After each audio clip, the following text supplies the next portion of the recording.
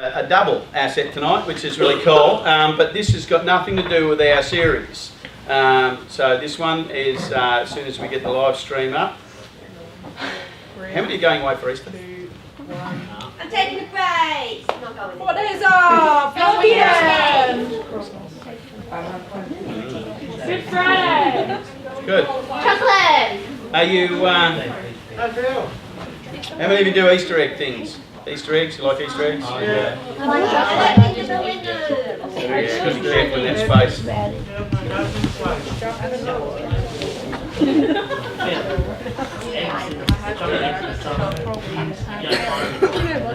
Chocolate eggs in the summer.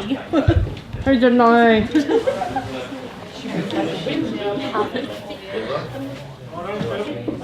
All right, are we good to go? Okay, live streaming. All right, so this is not part 2 or 3. This is a totally separate asset tonight, and just going to take a few moments to wander through this with you.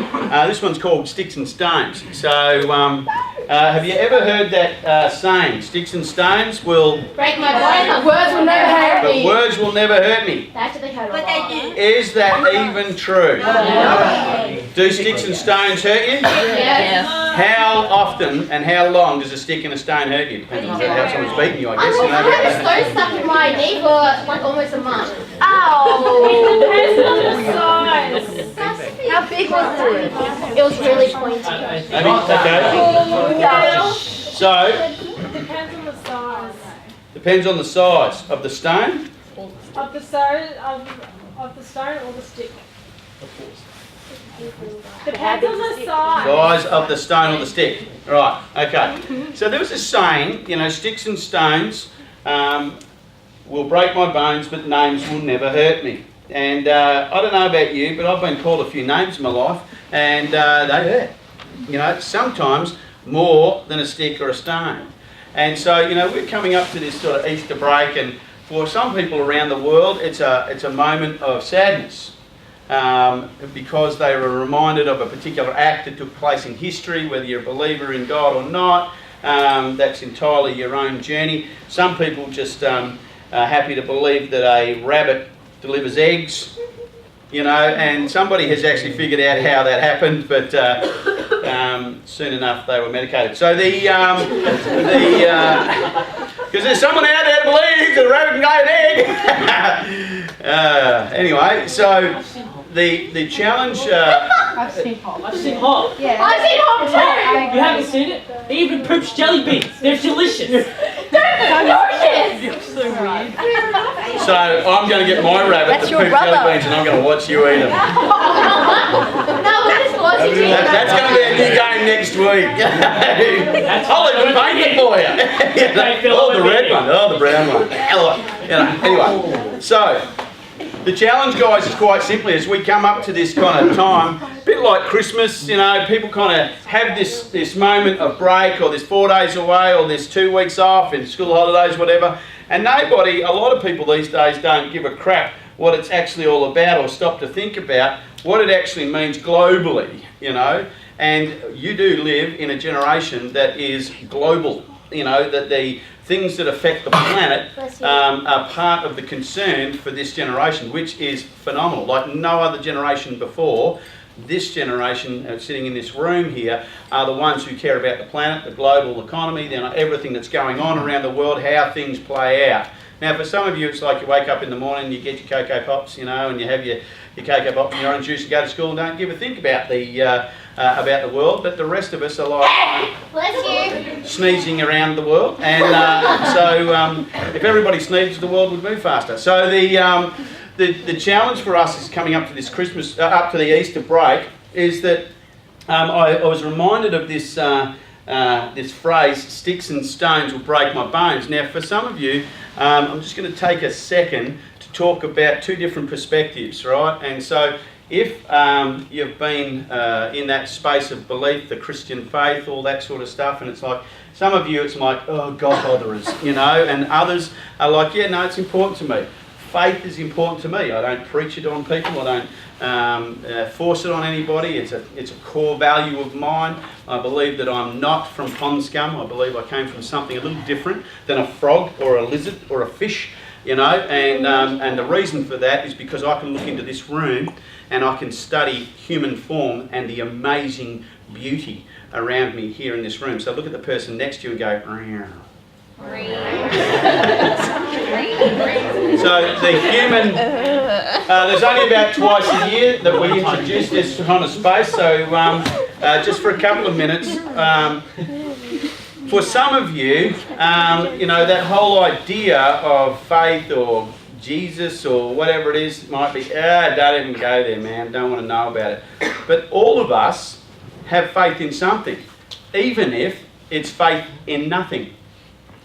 There are people I've met that actually don't believe in a God or any God, regardless of whether it's Christian faith or any other religion in the world. They just don't believe. They just... Atheists. Atheists, you know, and they just kind of believe that there is no God. And they are faithful to that belief.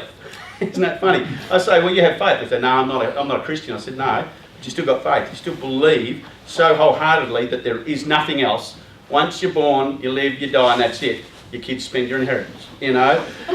So for some of us, the belief in something, my challenge for you at this time of year is, for me, this is a time of reflection, but it's also a time of really trying to encourage people that there are people in history in your life that have made sacrifice for your life. They have made sacrifices, whether that's parents, whether that's you personally. My son and I are in a process with our new business of sacrificing certain things in our life in order for a new business to really flourish.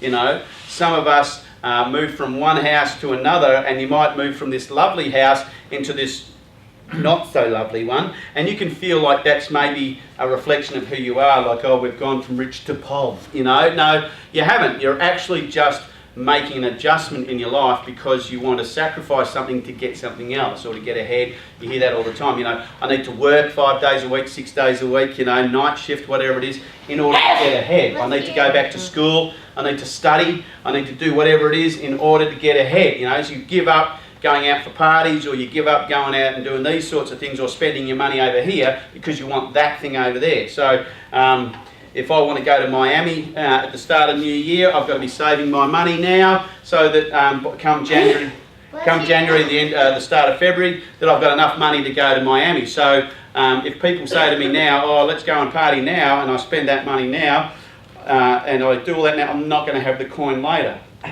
So it's important for us to remember that right through our lives, we sacrifice and other people sacrifice.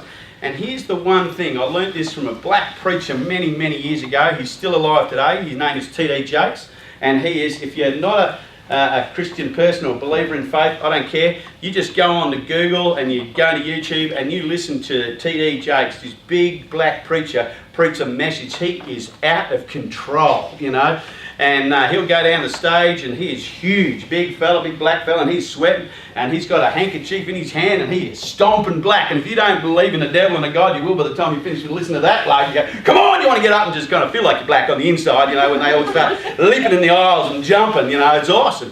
If you've ever been in we had the privilege of going, one time we were in the States, we had the privilege of going to a Black Baptist church, you know, and it was insane, you know. This girl, little tiny little black gal gets up on stage, and I'm not being, you know, racist, or I'm going to say this, she was beautiful and she was black, but whatever. She gets up on stage and she just starts swaying on stage, and she just starts singing this little song out. And then you see the mamas come up on stage, you know, and all the black mamas come up on stage, and they get out there, and all of a sudden, I don't know about you, but man, you know, we're all sitting there, and I could feel the hair on my arms going, something's about to happen here, you know, and it was all kind of like, I was getting all prickly, because it was like, and then these women began to sing, and it was like, whoo, this is out of control. I just wanted to get up. I was like, yeah, they're all, and everybody, there was probably, you know, 3,000-4,000 people in this church, and they were all bouncing off the walls, and it was just, for a moment, I was in a different culture. And I realised that when some of those people began to talk and share stories of their life and their sacrifice that they had made in order for this particular community of believers to be there, it was quite outstanding. And one of the things that T.D. Jakes talks about was the power in your tongue. So how many of you think you have a powerful tongue? if I did say so myself, you know. How many think you got a powerful tongue? Anybody do a trick with your tongue, you know? Yeah, what do you got? What's going I on can there? bend my tongue completely in half going backwards. Your tongue what? My tongue can bend completely in half. Oh, completely in half. Oh, I thought you said a capillary in half. I went, what? I don't want to see no blood vessels here. Right? Oh yeah, in half, right? Oh, that's awkward. Yeah, I can do follow. Sarah, show me. Can anybody do anything else fascinating? What do you got going on back there? Is that like a 3-leaf clover going on back there? You can do the same thing with tongue back there. Oh, the back? Yeah, I can't actually do that. All right, so you can back, anybody do that? Everybody open your mouth and fold your tongue backwards. You look so awesome right now. So, anybody else do a little, right, so there's this message that he talked about the power in the tongue, and he used this example of your tongue is like a sword. And he said, when you speak to someone, do you speak to defend someone, or do you speak to attack someone? And so, all of us, and I do say this to the ladies in the room more than the men, only because women have about 10,000 words a day and men have about 500. So, for the women, they use a tongue. Josie nodding. Oh, she's still going on. Had a little 10-minute power nap. She's just having it on. You know. You're a chick. I've learned. Yeah, I do 10,000. Don't worry. You know, I'll give you a run for your money. So I've got to take a breath for you to get a word in. So the challenge is, you know, for some of us, is like we can speak, and you know when someone speaks to you, and they use that tone, and it can have a totally different meaning when they use that tone, and it's like it's a whip. They can really say something to you and you go, oh, that really hurt. That's when we're so good at it. We kind of whip those words out there, that tongue gesture to somebody, and just kind of let them have it with our words, and we can slice someone in half with our words within a moment. You know, one of the most evil things you can do, and really it is when you're talking about someone behind their back. That is such a wicked thing to be doing to someone. Because if you're talking behind their back, you give them no opportunity to defend what you're saying. And you can just be with a group of people and you can be carving up that person into pieces, you know, with the words that you're speaking, the things that you're saying about that other friend. It could have been a friend, it could have been a boyfriend or a girlfriend, it could have been a close friend or a family member or just someone else at school or work or whatever. And you can just use your tongue to be able to slice and dice that entire individual's life apart. I wonder how you feel if you ever stopped for the moment and realised, I wonder if that was happening about me, how happy I would feel about that. I know it's happened about me. Sure, it's happened about me. Now, at my age, I don't, got to be careful on live, I don't care, you know, much about what people say. I've got little sign language that I give those people, you know. It's like, see you in heaven, you know, so on the way up, you know, one way here. So the challenge for us guys is quite simply at this time of year, do you take a moment and realise that sticks and stones may break your bones, but names or words can hurt you for your lifetime. A word can actually change the direction that you go in your life. I remember one of my sons was learning piano at school, and a teacher said a particular thing to him that stopped him from playing piano like he's now 26, so he would have been 14 or 15, and that moment that she spoke to him, boom, because he used to sit down at the piano, the keyboard. I had a 5C keyboard. Those of you who play keyboard know what that is. So he would sit down at the keyboard to play, and I'd say to him, read the music. He says, I don't know how to read the music. But he would listen to the song, and then he would sit there, and he would pick the tune up, and he would just start playing. They call it playing by ear. I always think it's funny because you don't play with your ears. You know, I always get that image. Every time I say, oh, he plays by ear. Oh, really? What does he do with his fingers? You know, picks his nose. You know, so he's got really talented earlobes. You know, so you know he would listen, and I used to be astounded. At some point I was so jealous because I think, whoa. And then his mum was like that too. She played guitar, wonderful. Just hear a song and begin to, oh, that's right. Wouldn't even know what the the chordy things were, you know, we'd just start playing. And he would like, you know, he'd like that. He'd go into his class and the teacher would say to him, right, Daniel, show me what you've done. He goes, oh, well, I just was playing and I made up, you know, Stairway to Heaven. I was just going to play that. She goes, oh, well, read the music. He goes, oh, I can't read the music. She turned to him and she said, if you can never read music, you'll never be a good musician for the rest of your life. So he goes, okay then. Boom. Stopped immediately playing piano. I wanted to get that teacher in the face. I want to kung fu fight that face right at that point. I thought, what? One word. Have you ever had someone say to you one word, one phrase, and you think, oh, it just sets you, and it just keeps echoing, like for years. And you hear that word again, and it reminds you of that. You know, I have little dolls for that. You know, so the challenge for us guys is quite simply coming up to this time of year. Is what do you have? What do you have belief in? Like, what do you have faith in? I'm not talking about Christian faith. That's my journey and some of the people in the room here, and you've got to make your own decision in that space.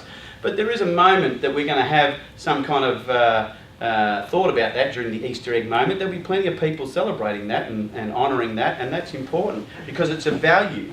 But I wonder if you could take this instrument that's in the front of your orifice and you could use it for good rather than evil. If you could use it in a way that was, you know, every time you spoke about something or someone, it was to lift someone up or to protect someone, rather than knife them. Imagine that every word that came out of your mouth was one of honour. Would you love to hang out with somebody like that? Yeah. Oh man! Hey? That's why we're around you. Yeah. Now I'm not always brilliant, all right? Sometimes my tongue is the biggest damn sword you've ever seen, you know. So it's like, oh, you're dead! Ah! I've hacked someone to bits in a moment. But most of the time, I have a decision to make. When I want to step forward and want to say something to somebody, I'm going to say, all right, let me just speak differently to this person. You know, and so the challenge is, you can be this person that's, you might not always say something, but you might be what we call an offhander. You ever know an offhander? Hey? Anybody know an offhander? They do this. Let me give you a little example. I know we're about on time, so I'm just going to finish it up. They're an offhander. So you say something, they go, that's an offhander. Somebody that you speak to, or you want to have a conversation with, and they've got no time for you, or they're not interested because they're so much more important than you. It's called an offhander. I love offhanders, because as they walk away, just kick the back of their leg like that. Because they plough the dirt, it's awesome. No, don't do that. The element of surprise. Yeah. So at that moment, there you have within your mouth the opportunity to be a person that brings honey or a person that brings vinegar. What kind of tongue do you want to have? A sweet one. A sweet one. Well, on the weekend, Hayley had a blue one, you know. She's out there. We did a thing as a leadership team, was so awesome. And we played like Cluedo, you know, that death game, whatever, you know, the candle and the candlestick in the, you know, the guys on the social team did a fantastic job. Hayley died, and I think it was Hayley that killed you, wasn't it? Hayley killed Kaylee, which was awesome. But she had a blue tongue, and I said, so she had blue dye, and I said to her, I want you to check out your poo later. You know, because, sorry, that's life. Oops. She did, and it was blue. But anyway, moving on. So the blue tongue, you can be a blue tongue, you know, or you can have the tongue that is a person. Now here's the thing, you go, oh, it just came out. I'm sorry, I didn't mean it. Rubbish. Sometimes we say things, we call this kind of person the jester. The person that says something in jest, but they actually mean the truth. So they say something like with a smile, like, oh, I can't look at someone and say that. Oh, it's like, hey, you're so huge. Not really. What? So which part do you hear? Huge. So people have said things to me offhand, you know, where they just go, they're the offhander. Where they just kind of say something to you in jest, they're the jester, you know, they kind of go, you know, they say something, how many of you are brilliant at that? I'm really good at it, by the way. I'm really good at that, and I've got to learn not to do that, because I say stuff in jest, and somebody once said to me, something said in jest, but there's still a truth. So whether somebody can say something to you or not, really clearly, there's still something, there's a truth in what they're trying to say. They just might not know how to say it to you straight up. But imagine if you weren't that, just for a moment. Imagine over the next week that you just practiced how to be a person who spoke so incredibly well of every single person, no matter what they do to you, every single person. Imagine if the little flappy bit in the front of your face, every time it flapped a noise, anything that came out of there was honour, was respect, was value, was just a sense of like, whoa. You know, I could say, you know, I look at Josh Baldry, you know, Josh Baldry, he's a handsome looking man, yeah? Yes. So I say, isn't Josh Baldry a handsome looking man? And some go yes, and others, it's that easy, isn't it? Yeah, it's like, sure, you know. I think he's a stunning looking man, specimen of a man. Not only that, I appreciate his brain. And he's got a good personality. You know, so there's my offhander. So the challenge is, if you imagine, if you could look at someone and use words to actually speak well of somebody, maybe the only thing that will break someone's bones is sticks and stones and never your words. Because the fact is, when you speak out over somebody's life, you could actually slice them for the rest of their life. You could actually change the course of their direction for the rest of their life. That doesn't mean become a mute and don't speak. We want to do that. But the fact is that what is it that you hold of value? Is it the value where you really want to be a person that's known to be an incredibly amazing speaker to people about their life, about you can look into someone's soul and into their life and speak well of them? That would be an amazing person to hang out with. And the other thing is, like, what do you stand for? So, if you hear somebody else, you're in a group of friends, you're at school, you're at work, you're at wherever you are, at Bridge Builders, and you hear all this going on, could you imagine yourself right now being the person that just puts your hands up and says, stop. Stop speaking like that about my friends. Stop speaking about my team like that. Stop speaking about my family like, just stop. Why don't we do that? Oh, it's hard. You've got to be well grounded. We can't. Because you might end up being the one that they turn the knife on. We can't. We can't? And then you're right. Yeah. No? We think we can, but sometimes we can't. We So- speak before we think. Yeah. So, in closing, I've tested this several times in my life where I've stepped into a situation where somebody's knifing someone with their tongue. Boom, this person, bah, bah, bah, bah. Now, and I just go, you know what? I haven't tried to push back on the person that was speaking. I just said simply this, you know what? My experience with that person has not been that. I don't understand what you're saying. I'm not attacking back. I said, I have found them to be a person of honour. I just love hanging out with them. They're so funny. They're so generous. Every time they go somewhere, they just want to buy me a coffee. They're so generous. They're amazing people to hang out with. He's got an amazing family, brothers and sisters, and he's just so careful. He's just so amazing in that space. What happens to the other people at that point? Shut down. Yeah. They shrink at that point. Because it's so easy to be big in a cheer, what I call a cheer squad. Oh yeah, look at us. Oh, sword fighters. You know, get the swords out. You know. But imagine if you just spoke straight out, boom, the truth. Guess who has the biggest sword?